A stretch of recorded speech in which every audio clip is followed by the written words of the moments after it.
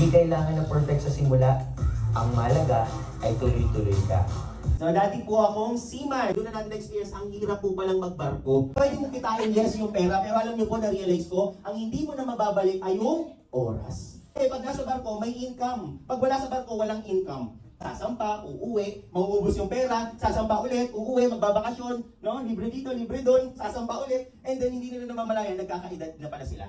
Ay nakakuha ng travel sa Bali, travel sa Japan, ito matindi, Grand Europe Tour. 8 countries po kami dito, Italy, Paris, France, Germany, Switzerland, Netherlands, Belgium, Vatican, grabe sa I Am Worldwide. Pag uwi ko galing Europe, nag-hit po tayo ng Diamond Round.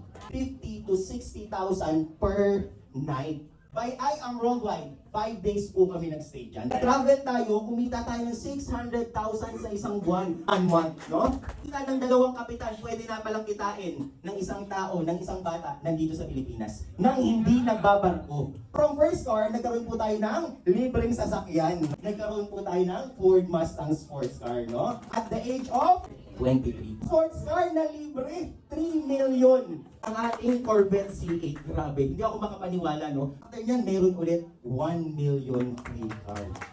Grabe sayang ko, right? Another 1 million free car. Total of 6 million free car incentive. Yan po yung resulta ng 4 years pag tinodo mo yung I Am Worldwide. Most of this incentive, alam mo kailan binibigay? Pasko. Daming sasakyan, libre, tapos bibigyan ka pa ng Rolex. Pag ginawa mo yung I Am Worldwide, hindi lang ikaw yung makikinabang, buong pamilya mo.